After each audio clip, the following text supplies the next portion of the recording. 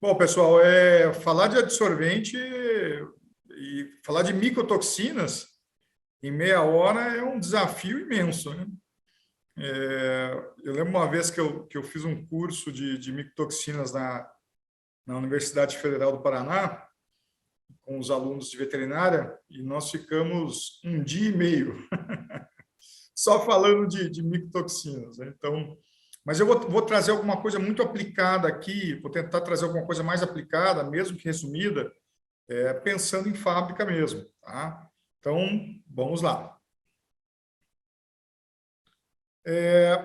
Bom, micotoxina é praticamente inevitável. Não tem muito jeito de não ter micotoxinas, né? Porque a micotoxina, obviamente, é proveniente do fungo, né? Uma toxina do fungo.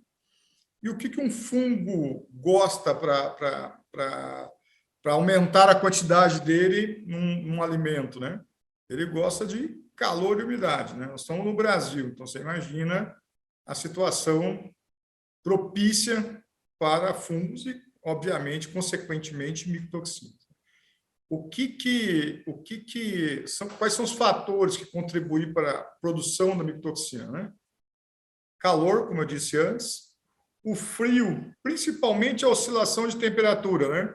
Então, pega um dia que está friozinho e aí você pega o final de tarde quente, né? Se der uma diferença de 10 graus, é super propício para crescimento de fusário, né?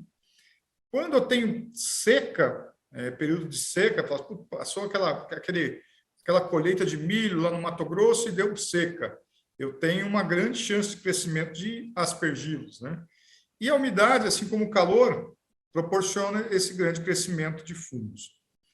Aí tem outras situações, eu não vou me atentar a esses detalhes, mas tem o plantio direto, né? A pessoa planta um milho, logo depois planta outro milho, então vocês imaginam a situação que fica. Eu tenho problema da colheita, né? Se eu pego uma ceifa, uma colheitadeira que não está tão boa e começa a quebrar os grãos, trincar os grãos, eu tenho também a possibilidade de fungos nesse grão, né? E eu tenho essa situação de armazenamento. Então, imagine vocês, a colheita, eu moro aqui no Paraná, né? Nós temos uma janela de plantio, uma janela bem curta. Quando começa a colher, todo mundo começa a colher junto. Então, começa aquelas filas de caminhões.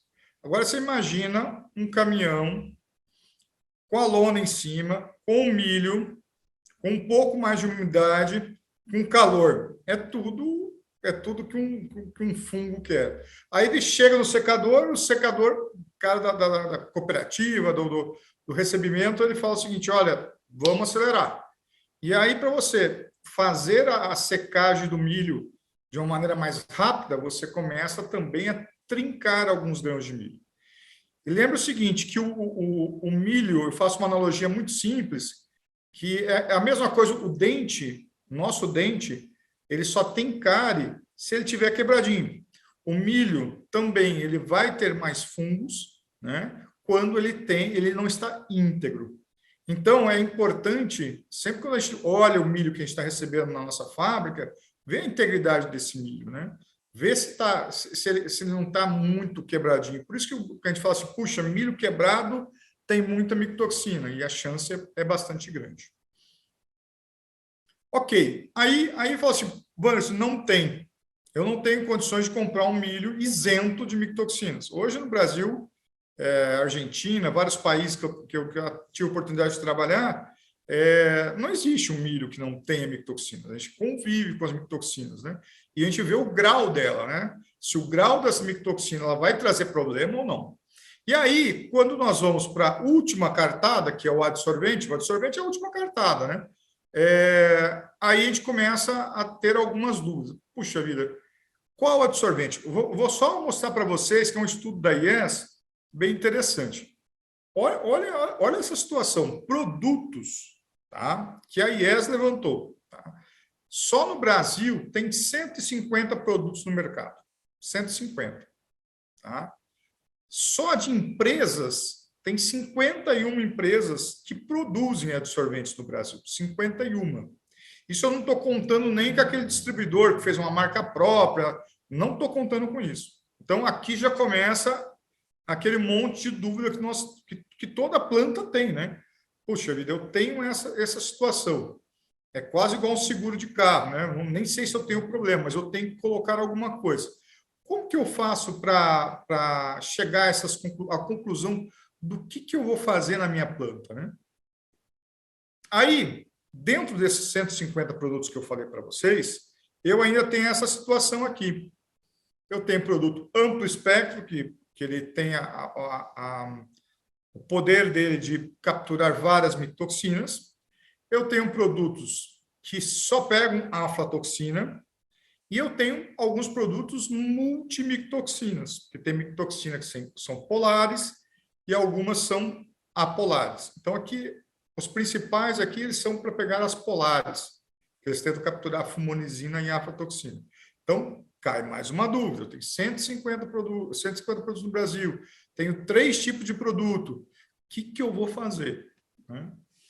Aí, eu coloco mais uma situação para vocês. Né? Desses 150 que eu mostrei para vocês, aqui, 92 deles têm, em sua fórmula, um pouco de alumínio silicato, bentonita, que é importante mesmo para a aflatoxina. 41 tem leveduras, 25 tem um tipo de fitogênico, 19 deles têm um hepatoprotetor, uma silimarina. Eu tenho 15 com ácidos orgânicos, 12 com carvão. Carvão é muito bom para pegar DOM, né?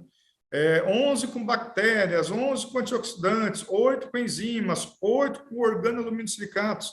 E aí começa a dúvida que já estava grande, ela começa a ficar ainda maior. Puxa, 150 empresas, 3 tipos de adsorventes e ainda tem esse monte, essa composição. Como que alguém da fábrica vai fazer essa escolha, né? Então, um pouquinho que eu vou mostrar agora. O que eu trouxe por enquanto? Perguntas. O que eu faço? Agora eu vou passar um pouquinho da minha experiência de quando eu vou a uma fábrica e que eu não conheço quase nada da história dela, quais as perguntas que eu, Wanderson, tenho que fazer e ter a resposta também para fazer algum tipo de sugestão. Tá? Então, a primeira, qual é a espécie que você trabalha? Se é uma fábrica só PET, é mais tranquilo. Puxa, Vanessa, minha fábrica é multiespécies, como que eu faço? Vamos falar um pouquinho mais aqui, eu quero me atentar um pouquinho mais nesse slide. Eu estou falando aqui, por exemplo, vamos dizer que vocês fabricam uma ração PET. Vanessa, o que eu tenho que pensar em PET? Vamos um pouquinho para trás. Os cães, o ancestral dos cães são os lobos. São os lobos, os cachorros do mato. São animais que eram animais silvestres mesmo. Né? O que comia um lobo? Um lobo, ele comia carne. Tá? Ele era um caçador e comia carne. Ou eu, pelo menos, nunca vi um deles comendo milho. Tá? Aí, quando nós domesticamos e trazemos as rações, nós introduzimos cereais para esses animais. Agora, pensem vocês, será que o organismo desse animal, que vem de um ancestral longínquo, será que ele está preparado para consumir cereais, consumir um milho? Ele está comendo, ele está se alimentando bem, as fórmulas estão boas, mas será que ele está apropriado, o organismo dele entende o que é uma micotoxina? Não. Então, quando pergunto assim, Wanderson, qual que é o nível máximo de aflatoxina, fumonizina, zearalenona, DOM para um cachorro ou para um gato? Eu falo o mínimo. Por quê? Porque esse animal ele não tem o organismo para se defender de uma micotoxina vindo de um cereal. Né? Aí muitas coisas passam desapercebido, né? Por exemplo, se eu tenho uma ração com muita zearalenona, eu começo a ter problema de cio na fêmea, eu começo a ter problema até de aborto.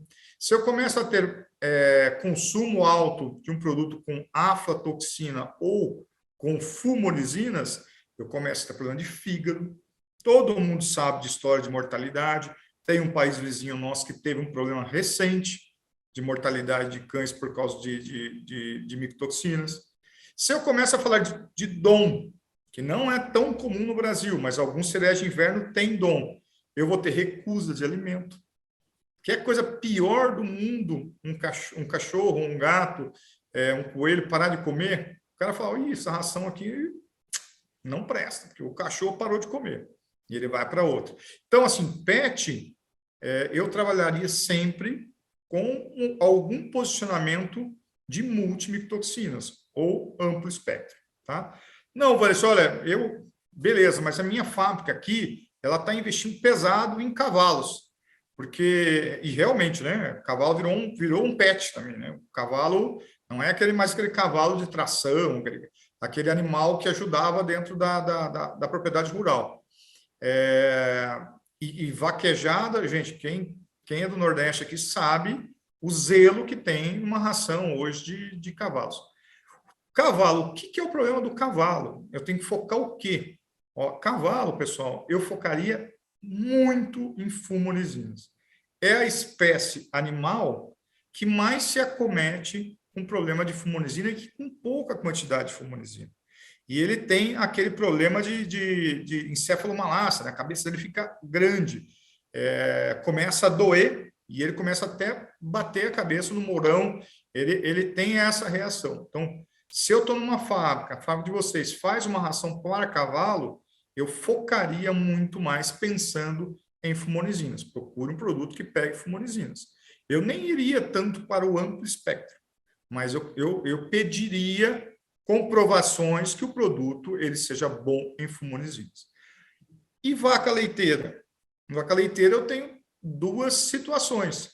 Uma é, se eu estou pensando na vaca mesmo, e na parte reprodutiva dela, eu tenho que tomar cuidado com zearalenona, que a zearalenona ela é uma micotoxina que ela tem a composição química dela parecida com estrogênio, e o animal, quando consome, ele entende que tem já estrogênio. Então, ele, mesmo, por exemplo, que está prenha, ele começa a desenvolver características como se estivesse entrando em cio, por isso que causa aborto, por isso que causa ciclo estral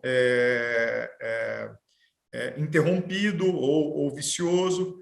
Ela traz vários problemas. Então, assim, eu tenho um baita de um rebanho, estou fazendo uma ração elite para a vaca de leite. Pense em zearalenona. Agora, não, Vanessa, minha preocupação não é tão essa. Eu estou preocupado, o milho eu faço as análises, não dá alto de zearalenona. O que eu tenho que pensar, então? Poxa, aí você tem que pensar em aflatoxinas. A aflatoxina, se for encontrada no leite, tá? O leite tem que ser, inclusive, descartado. A vaca consome, o ruminante consome a aflatoxina B1, que é a mais comum, várias delas, né? Mas a B1 é mais comum, e no rumen ela se transforma na aflatoxina M1. E essa aflatoxina M1, se for encontrada no leite, o leite tem que ser descartado, porque ela pode ser teratogênica para o ser humano. Tá? Então, aqui nessa espécie, preocupação é aflatoxinas, pensando em leite, e zearalenona, pensando em parte reprodutiva. E os nossos amigos aqui, os peixes, é a mesma história dos cães. Os peixes também não foram a sua seleção genética, seus ancestrais, também não foram feitos para comer esse tipo de cereal. Então, quando me pergunta qual que é o nível e qual que é a preocupação, eu me preocupo muito com aflatoxina e fumo. Porque vários experimentos você alimenta os peixes com níveis altos de aflatoxina e fumonizinas e você percebe que o fígado fica muito aumentado. E esse animal, imagine você com o fígado aumentado, com problemas hepáticos, a engorda desse animal ela vai ser extremamente prejudicada. Tá? Então, aqui, eu me preocuparia muito em focar em aflatoxina e fumo, principalmente aflatoxina. Leitões, eu vou falar um pouquinho melhor do suíno e das aves, eu coloquei os desenhos aqui no próximo slide, porque ainda tem uma outra situação. O que é a outra situação? Suíno, eu tenho a porca, que eu tenho que preocupar com zearalenona, Isso é um aborto de uma porca hoje custa mais de $300 um aborto. Então você imagina, qualquer absorvente ele se paga uma ração de porca, tá? Leitão e animais de terminação, esses dois casos aqui, aí eu tenho que me preocupar com outras micotoxinas, afla, fumo e dom. Essas são as três. Então, assim, se eu for fazer, veja a complexidade, se eu fazer uma ração para suínos, eu tenho que dividir, inclusive, entre fases da vida desse animal. E aí eu falei das vacas antes, das vacas de leite, que é diferente do animal de corte. Que o animal de corte, a zearalenona que eu me preocupei aqui, não é tão preocupante. Eu me preocupo muito mais com a aflatoxina. Que a aflatoxina é uma micotoxina que ela cresce no silo, né? Algumas micotoxinas, 90% delas, vêm do campo, mas 10% delas, aflatoxina e ocra, elas são podem vir provenientes também de silo. E bovino de corte gosta muito de comprar matéria-prima alternativa, vamos dizer assim. Ah, tem um milho quebrado, tem um fundo de tuia. Cara, vamos colocar para os bois. Os bois aceitam, o gado aceita. E eu tive experiências dentro da IES de clientes assim de perderem muitos animais por excesso de micotoxina mesmo. E no caso era afla e fumo, tá? Em aves, eu tenho três situações. Eu tenho as matrizes, as galinhas, as matrizes, né, reprodutoras, que têm vida longa. Aí eu tenho que ter um absorvente amplo espectro, porque aí o problema de T2, de afla, de fumo. Eu tenho frango de corte, que tem uma vida curta, né, 42 dias. Eu tenho que me preocupar muito mais com as fases pré-iniciais. Depois o animal vai pegando mais resistência também. E eu tenho as poedeiras, que também têm a vida mais longa e prejudica, desde qualidade de ovos, casca de ovo, consumo de alimento. Aí já um absorvente teria que ser com um amplo espectro. Tá? E aí vem uma outra pergunta. E eu gosto muito de fazer essa pergunta. O que você está procurando? Você está procurando absorção simplesmente, né, que já é um grande ganho, o absorvente é para isso, né? Ou você procura também absorção e um pouquinho de saúde animal, né? Eu gosto muito desse conceito de absorção e mais saúde, porque alguns ingredientes dos absorventes, além de ajudar na absorção de micotoxinas, ele também traz um pouco de saúde, tá? Você pode simplesmente falar assim, Wanderson, cara, eu quero o absorvente pensando em afla, eu não quero mais nada. Ok. Então, vamos só para o absorvente, vamos pensar numa bentonita, no alumínio silicato. Minha bateria está acabando aqui, gente. Deixa eu colocar o meu cabo rapidão.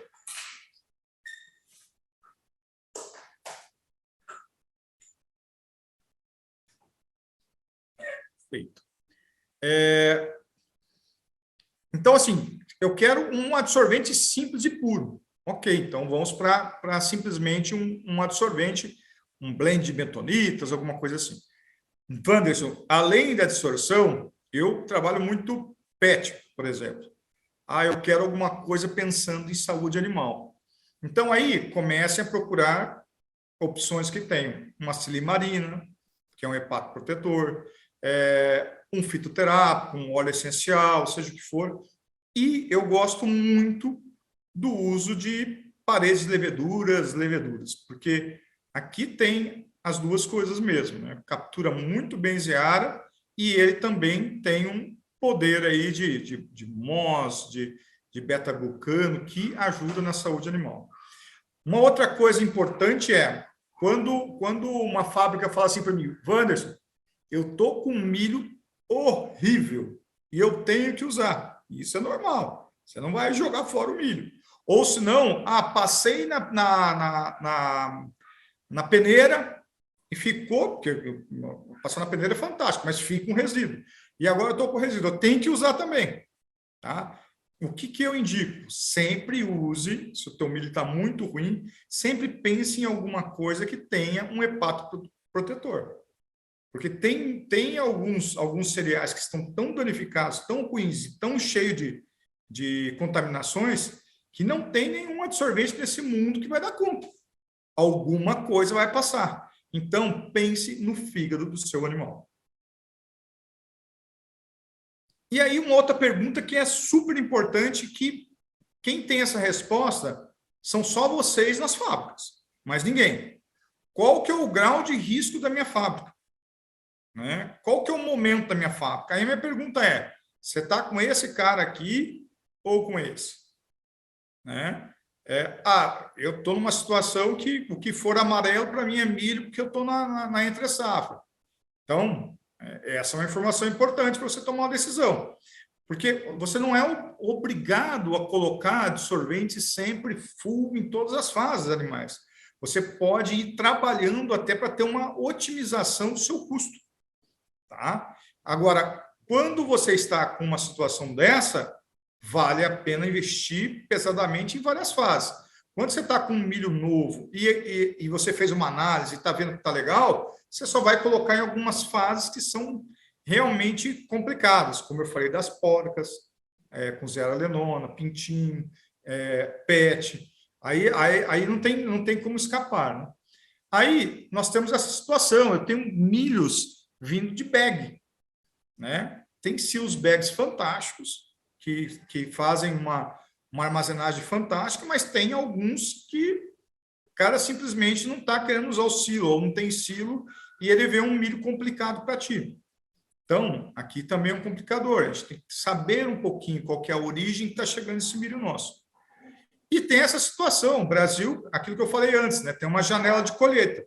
Essa janela de colheita ela é tão intensa que os silos não dão conta. E aí o que vai acontecer? Vai ficar milho no tempo. Se fica milho no tempo, eu tenho uma intoxicação maior fúngica. Né? E aqui eu coloquei 2 exemplos legais também. Tem vários kits no mercado, vários kits no mercado, de tiras de aparelhos de fluxo lateral. Tá? Você pega a tirinha, faz análise do milho e sai a mitoxina que você quer e você começa a ter um acompanhamento para entender essa situação e saber qual que é o grau de risco na sua fábrica. E você tem também, tem 2 empresas no Brasil, a IES é uma delas, que você tem um leitor no NIR, né? Quem tem NIR na sua fábrica, que você coloca o milho, o cereal, e ele te dá a presença e a quantidade de 6 mitoxinas a SAP, né? É rapidinho. Então, se eu tenho essas 2 situações, ou um ELISA na minha fábrica, seja o que for, eu consigo ter um pouco de controle para entender qual que é o momento e qual que é o risco atual da minha fábrica. Isso vai me ajudar bastante. Se eu não tenho, aí, meu amigo, aí vai ter que fazer realmente um projetinho para entender o que você usa, onde que você usa, quando que você usa dentro da sua planta. Mas eu sempre incentivo as fábricas a terem algum tipo de controle, porque é importante. E aí é uma pergunta que eu gosto de fazer muito. E o meu consumidor final?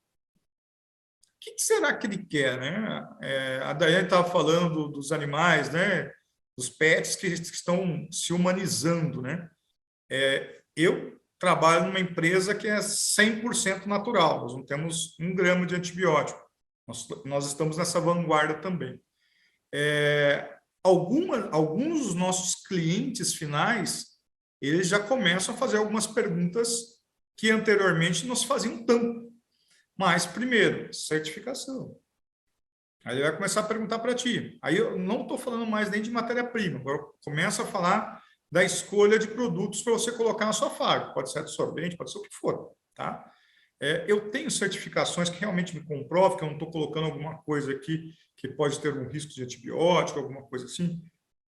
Certificação, extremamente importante. Quando for eleger o seu absorvente, veja certificações. Outro, saúde animal. Eu me atrevo a dizer para vocês que um absorvente hoje mais completo, ele traz essa absorção e traz um pouco de saúde. Porque se você coloca e não tem um problema de micotoxina, pelo menos você está tendo um ganho, um pouco de ganho na saúde desse animal. ESG, a gente escuta isso, puxa vida, diariamente. E aí começam aquelas perguntas. Poxa, mas essa ração tem micotoxina? Que tipo de milho que vocês estão comprando? Será que não prejudica o meu animal? Né? Então, tem algumas perguntas complexas, mas tem que ser respondidas futuramente. E aqui eu coloquei essa foto do cara tomando leite, é aquela minha preocupação que eu falei para vocês. Puxa, eu estou vendendo uma ração para ruminantes e está trazendo uma contaminação do leite, que é um produto para a criança, para o ser humano em geral. Aonde está a minha responsabilidade nisso, né? Será que também não há uma propaganda minha, né? Puxa, minha ração está bem protegida contra aflatoxinas. Então, pense um pouquinho nessas situações também. Meu tempo está acabando e aqui eu vou para as conclusões. Controle de micotoxina sempre será específico para a realidade de cada fábrica. Não existe plano infalível único. Fala assim, Wanderson, me passa agora aqui o que eu tenho que fazer para a minha fábrica. Eu vou falar para você, compadre velho, tem que ir na sua fábrica, tem que conversar contigo, ver a sua realidade, ver o que você tem de resultados, da onde que vem seu milho, para que espécie que você faz. Então, cada fábrica tem que ter seu plano. Não tem fórmula mágica. As intervenções com adsorventes podem variar de acordo com a sazonalidade das matérias-primas. Contudo, lembre disso, algumas espécies ou fases devem ter controle contínuo. Não dá para arriscar em algumas fases ou algumas espécies. Mas trazer benefício para a própria planta, para não gastar adsorvente em alguns momentos, também é importante. Todo mundo sabe que a rentabilidade do nosso setor, que é um setor importante, cada vez ela está mais difícil de você mantê-lo. Né? Então, aqui, eu sempre falo, controle racional e micotoxinas. E a melhor alternativa, e olha, quem está dizendo isso para vocês é o diretor comercial de uma empresa que vende adsorventes. E olha o que eu vou dizer aqui para finalizar as minhas conclusões. A melhor alternativa não está somente num produto adsorvente, e sim em um programa de controle de micotoxinas. O que eu quero dizer é o seguinte, gente, não tem milagres. Né? Ah, vou colocar um super produto da IES e vai acabar o teu problema de micotoxinas. Gente, calma. O melhor não são... O produto é uma parte da solução. É uma parte da solução. Mas agora o programa de controle de micotoxinas, que eu acho que é o mais essencial. Gente, eu estou contando aqui, deu 29 minutos e 57 segundos. Então, aqui eu encerro e fico à disposição para perguntas.